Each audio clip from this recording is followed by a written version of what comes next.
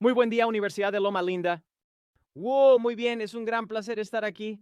Realmente estoy disfrutando mi tiempo y disfruté muchísimo con la presentación de Tai ayer titulada Un ateísmo inteligente. Y lo que Tai y yo haremos esta semana es que yo hablaré hoy, Tai mañana, luego yo de nuevo y después daremos juntos la última presentación. Y la serie se titula Religión, que por supuesto es un juego de palabras. Y la idea aquí es que hay cosas que son reales, que son auténticas, que son verdaderas. Y ayer Tai nos habló sobre un ateísmo inteligente, diciéndonos que es completamente razonable, sensato e inteligente rechazar una teología o una versión de Dios que no sea inteligente. Lo que vamos a intentar hacer, Tai y yo, veremos hasta qué punto tendremos éxito en los próximos días, es desarrollar ahora un argumento en positivo. Así que ayer partimos del argumento negativo, que fue un ateísmo inteligente, la negación de la existencia de Dios. Y ahora vamos a emprender un viaje en el que todos vamos en la misma dirección, de hecho, muy claramente en la misma dirección. Esto se va a titular Una fe inteligente. Tenemos bastante material que vamos a cubrir esta mañana. Un dato curioso sobre mí: me convertí en seguidor de Jesús en una universidad estatal mientras estudiaba medicina cuando tenía poco más de 20 años. No era cristiano, no había oído hablar de los adventistas del séptimo día, al menos que yo recordara, pero me convertí en seguidor de Jesús a los 20 y pocos mientras estudiaba en la universidad. Y los argumentos y el caso que me resultaron convincentes son los que Tai y yo estaremos compartiendo durante los próximos días. Así que quiero comenzar orientándonos hacia la invitación que Dios nos hace de acercarnos a Él y tener una conversación, incluso una discusión a veces, o tal vez un debate. Isaías 1:18 es un pasaje bien conocido de las Escrituras. Dios dice: venid luego. ¿Qué dice después? Razonar. Ven, razonemos juntos, dice el Señor. Me gusta cómo lo dicen otras traducciones. La Nueva Traducción Inglesa dice: ven, consideremos tus opciones. Me gusta eso. Dios aquí respetando nuestra inteligencia y nuestra capacidad de decisión. Ven, consideremos tus opciones. La NASB. Ven, debatamos tu caso. Debatamos el caso. Tú presenta tu argumento, yo presentaré el mío y veremos quién tiene la razón, quién prevalece. Y luego la NRSBUE, que es la nueva versión de la NRSB, dice: ven, discutámoslo. En cada una de estas traducciones, la idea es que Dios nos está invitando a una investigación intelectual. Dios nos está invitando con entusiasmo, no simplemente tolerando nuestras preguntas. Él nos está invitando a venir, sentarnos y tener una conversación, a sopesar las evidencias y considerar nuestras opciones. Esto no es diferente, por supuesto, de lo que dijo Jesús cuando le preguntaron: ¿cuál es el gran mandamiento? Y él dijo: este es el gran mandamiento. Amarás al Señor tu Dios con todo tu corazón, con toda tu mente, con toda tu alma y con todas tus fuerzas. En 2011 se publicó un libro en Oxford University Press escrito por este caballero. Su nombre es Alvin Plantinga. Es un libro extraordinario que recomiendo mucho, especialmente para aquellos de ustedes que están interesados en la intersección entre la ciencia y la fe. El título del libro es ¿Dónde está el conflicto real? Ciencia, religión y naturalismo. Y Plantinga, quien es una mente brillante y un asombroso filósofo analítico, dice lo siguiente en el primer párrafo del libro. Él dice: mi afirmación general en este libro es la siguiente: existe un conflicto superficial, pero en realidad una profunda concordia.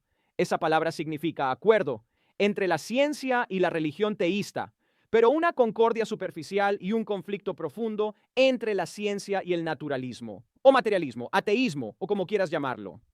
Básicamente dice: sí, hay conflicto y hay concordia, pero en realidad es lo contrario de lo que uno podría esperar. Él dice que hay una profunda concordia entre la religión teísta, que incluye pero no se limita al cristianismo, y la ciencia. Y quiero intentar defender ese argumento hoy, y lo haremos a lo largo de, como ya he dicho, las próximas 4 presentaciones. Primero yo, luego Tai, después yo nuevamente, y finalmente enseñaremos juntos el último día. Así que lo que voy a hacer es presentar 5 evidencias. Ahora, el tiempo no nos permite abordar las 5 evidencias hoy, así que vamos a tratar solo las 2 primeras evidencias mientras presento mi argumento positivo, no solo para la existencia de Dios, sino, como veremos, para la bondad de Dios. Cada una de estas palabras individuales y únicas, de hecho, representa lo que considero un argumento persuasivo. Solo una palabra sobre eso. Sobre la naturaleza de la persuasión, algo no tiene que ser totalmente concluyente o, digamos, incuestionable para ser persuasivo. De hecho, ninguno de estos argumentos es concluyente, excepto el último, y ese lo estoy reservando para el final, porque es al que llegaremos cuando el jueves, y luego lo retomaremos el viernes. Así que cada uno de los primeros 4 argumentos que voy a presentar aquí, las evidencias que voy a mostrar, creo que son persuasivas, pero no completamente concluyentes si alguien insiste en mantener una perspectiva escéptica, lo cual, por supuesto, Dios permite, como acabamos de ver en Isaías 1:18. Así que vamos a comenzar con la palabra tiempo y vamos a avanzar en esto bastante rápido. El universo y el tiempo mismo tuvieron un comienzo y, por lo tanto, un iniciador.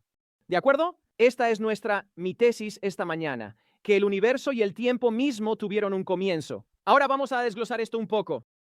En el Nuevo Testamento, Pablo le escribe a su joven discípulo Timoteo y le dice: fue Dios quien nos salvó y nos llamó con santo llamamiento, no conforme a nuestras obras, sino conforme a su propio propósito y gracia, la cual nos fue dada en Cristo Jesús. Y luego estas 5 palabras importantes: antes del comienzo del tiempo. Antes de que comenzara el tiempo, Dios existía. Y no es que Dios simplemente estuviera allí ya sabes, inactividad. Pablo dice que Dios estaba haciendo algo, pero estas son las 5 palabras en las que queremos enfocarnos aquí. Antes del comienzo del tiempo. No había un cuándo entonces. Antes de que existiera el tiempo tal como lo conocemos, lo entendemos y lo experimentamos, Dios ya estaba allí y estaba haciendo algo. Esta es, por supuesto, la forma en que Pablo expresa el primer versículo, la primera idea de toda la Sagrada Escritura, Génesis 1:1. En el principio creó Dios los cielos y la tierra. Nota que las primeras 4 palabras de la Biblia en inglés son: en el principio, Dios estaba en el principio y todas las cosas fueron hechas por Él y a través de Él. Ahora bien, el término técnico para este argumento de que el universo tiene un comienzo en el tiempo es el argumento cosmológico, de la palabra cosmos o universo. Pero hay un pequeño y afortunado recurso mnemotécnico lingüístico en inglés que ayuda, y es una forma fácil de recordar el argumento. Podrías llamarlo el argumento causalógico. Y el argumento cosmológico, en una forma típicamente silogística, procede de la siguiente manera. Número 1. Todo lo que comienza a existir tiene una causa. Bien, ahora nota que no dice que todo tiene una causa. Esa sería una interpretación superficial e incorrecta de la primera premisa. No, todo lo que comienza a existir tiene una causa. Y por lo tanto, todo en esta sala tuvo un comienzo. Hubo un tiempo en que las cosas que están en esta sala, incluyéndote a ti y a mí, no existían. Así que hacer la pregunta, ¿dónde estaba David Asherik en 1843? Es una pregunta sin sentido. Yo no existía. Ahora existo porque tuve un comienzo, ¿cierto? El 16 de agosto de 1972. Tuve un comienzo. Al menos nací en el mundo. En realidad comencé antes de eso, pero nací en el mundo. Entonces, ¿por qué estoy aquí ahora? ¿O por qué hay cosas aquí? ¿Por qué está esta iglesia aquí? ¿Por qué están estos bancos aquí? ¿Por qué tengo este control en la mano? Porque todos fuimos creados, fuimos formados, fuimos fabricados, y por eso la premisa principal del argumento cosmológico es que todo lo que tiene un comienzo tiene una causa correspondiente. Ahora, la segunda premisa, la premisa menor, es que el universo es una de esas cosas. Es una cosa como David. Comparto esta similitud con el universo, que yo tuve un comienzo y el universo tuvo un comienzo. Este mando tuvo un comienzo y el universo tuvo un comienzo. Esta mesa tuvo un comienzo y el universo tuvo un comienzo. Ahora, alguien podría protestar en este punto y decir, bueno, ¿qué evidencia nos indica que el universo tuvo un comienzo? Bueno, hay varias evidencias científicas y matemáticas. Quizás la versión más rápida de la razón matemática para creer que el universo tuvo un comienzo es que no podríamos haber atravesado infinitos días antes de hoy o nunca habríamos llegado al día de hoy. ¿Cómo habríamos llegado al día de hoy si el número de días anteriores a hoy fuera, de hecho, infinito? Tiene que haber habido un comienzo en el tiempo. Y entonces llegamos a nuestra conclusión necesaria, que es que, por lo tanto, el universo tiene una causa. Pero esa causa es la causa no causada de todas las causas posteriores. Y a esa cosa la llamamos Dios. Y esta es exactamente la razón por la que las primeras 4 palabras de la Biblia son: en el principio, Dios. Dios es la causa no causada. No se puede tener una causalidad regresiva infinita, y esto es exactamente lo que no solo nos dicen las matemáticas y la lógica, sino también la ciencia. Y David Berlinski, en su excelente libro El delirio del diablo, articula esta idea para nosotros. Él dice, el universo no ha existido de eternidad en eternidad. Él dice, el comienzo cosmológico puede ser oscuro, pero el universo es finito en el tiempo. ¿Sabes? Puede que no entendamos exactamente de qué estamos hablando cuando hablamos de cosas como el Big Bang o el comienzo cosmológico. No sabemos con exactitud qué es lo que estamos describiendo. Incluso hoy en día hay debates entre físicos sobre si el Big Bang fue un evento real que ocurrió o si es simplemente un tipo de lenguaje que usamos para cubrir o enmascarar nuestra ignorancia sobre el oscuro comienzo cosmológico. Berlinski continúa. Esto es algo que no se conocía hasta el siglo XX. Cuando se descubrió, asombró a la comunidad de físicos y a todos los demás. Sin duda, no tenemos tiempo para entrar en cómo fue que la comunidad de físicos, cosmólogos y demás llegaron a creer que el universo tuvo un comienzo, un inicio finito en el tiempo. Y podríamos hablar del trabajo de Arno Penzias y otros que descubrieron la radiación de fondo cósmico de microondas. Observaron el desplazamiento al rojo, pero el tiempo no nos lo permite. Pero lo que sí podemos hacer es citar a Berlinski, resumido, cuando dice, la hipótesis de la existencia de Dios y los hechos de la cosmología contemporánea, dice, son consistentes. Ahora, lo único con lo que no estoy de acuerdo aquí, Berlinski era un escritor brillante, un judío agnóstico.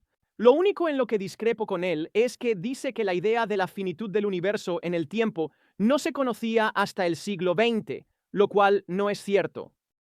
Ahora, lo que él quiere decir es que no fue confirmado por los diversos experimentos científicos que se han llevado a cabo posteriormente, pero en realidad, si retrocedemos hasta un hombre llamado Roger Coates, quien fue un matemático inglés, él fue quien escribió el prefacio de los Principia Mathematica de Newton, que es posiblemente la obra científica más importante en la historia del mundo.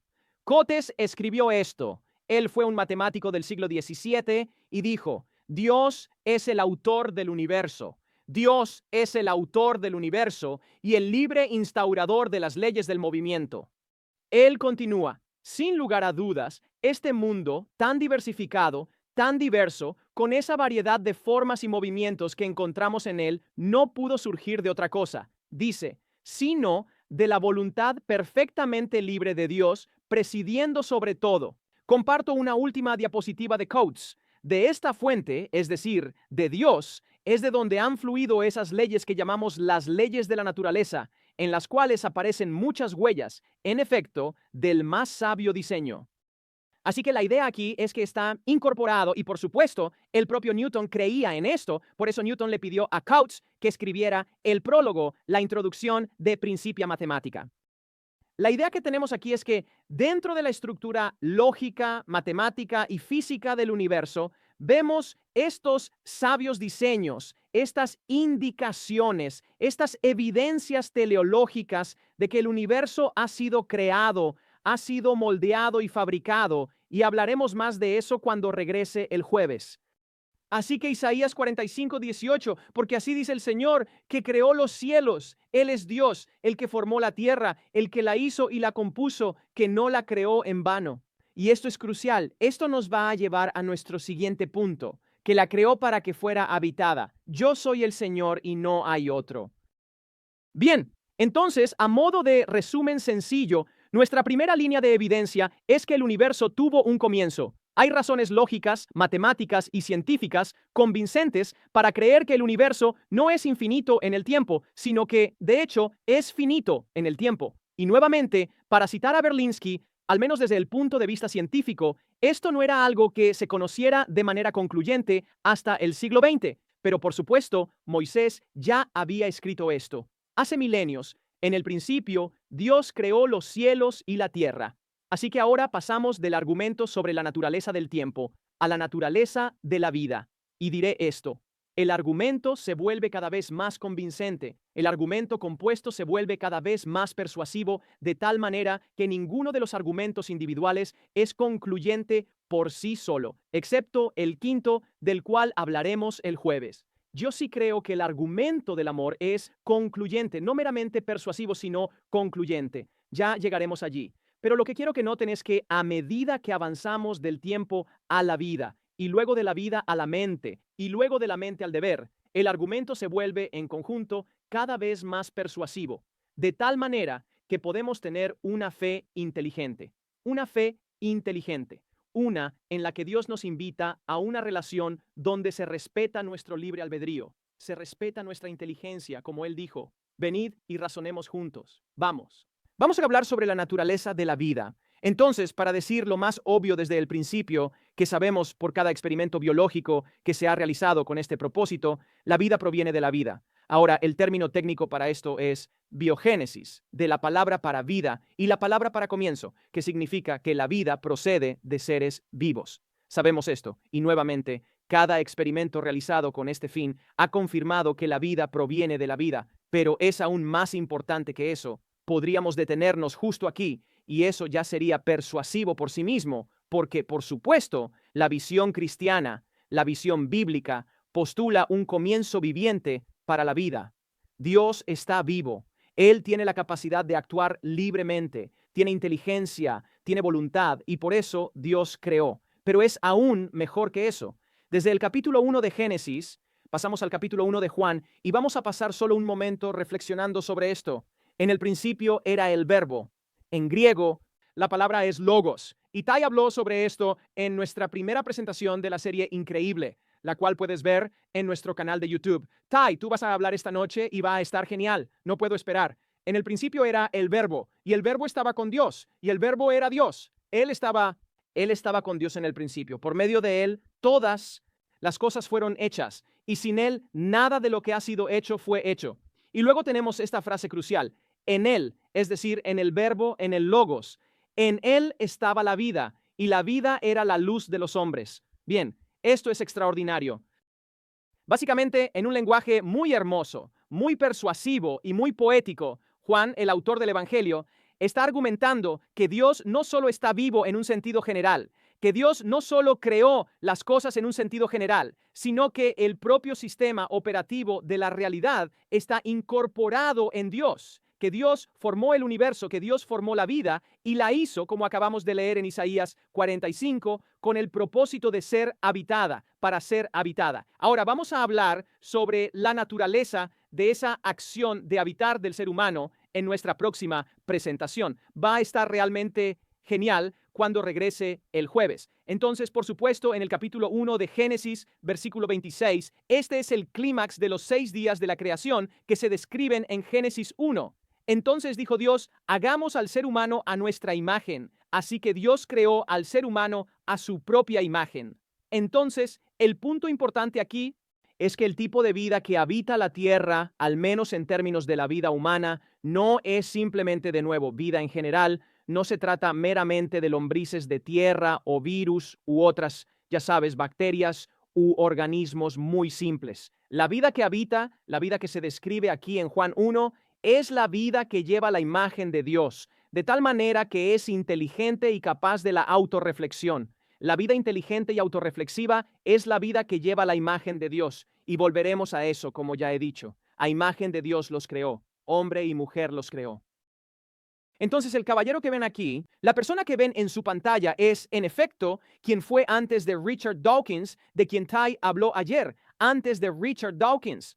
Su nombre es Anthony Flew, y antes de su fallecimiento en 2010, fue probablemente el ateo académico filosófico más destacado del mundo. Dawkins ha popularizado muchas de las ideas de Flew, así como las suyas propias desde su perspectiva biológica, y se ha vuelto, ya saben, más popular y ciertamente más conocido. Pero Flew fue Dawkins antes de que Dawkins fuera Dawkins. Pero ocurrió algo extraordinario con Anthony Flew, y voy a dejar que él mismo lo describa con sus propias palabras. Flew, en el libro Dios existe, cómo cambió de opinión el ateo más notorio del mundo, Flew escribe lo siguiente: lo que creo que ha hecho el material del ADN es mostrar que la inteligencia debe haber jugado algún papel en la aparición conjunta de estos elementos tan extraordinariamente diversos.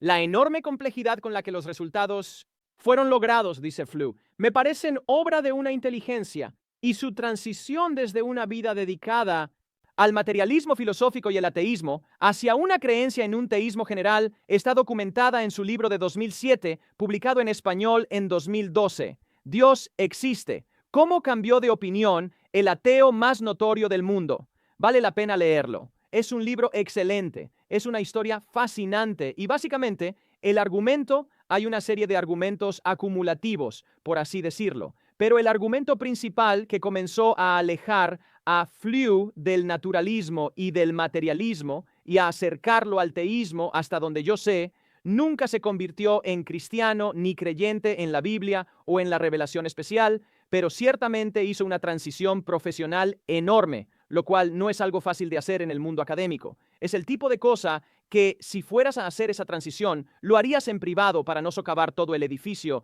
de tu carrera académica, pero él lo hizo. Es absolutamente asombroso que lo haya hecho y recomiendo mucho el libro. Su punto es básicamente el siguiente: algo está ocurriendo en el ADN. Hay datos ahí, hay información ahí. Y amigos, hoy voy a decirles algo que es absolutamente cierto. La única fuente conocida de información significativa o útil en el universo es la inteligencia. La única fuente conocida de información es la inteligencia. Ahora bien, hay ciertos tipos de información que pueden considerarse inteligibles sin proceder de una fuente inteligente. Podríamos hablar de eso, pero la única fuente conocida de información inteligente o significativa es, de hecho, la inteligencia. De aquí proviene, en la programación informática, esta idea de GIGO, garbage in, garbage out. O sea, entra basura, sale basura. Si vas a tener una interfaz de usuario significativa y útil en una aplicación o en una computadora o algo así, necesitas una fuente inteligente que introduzca esa información.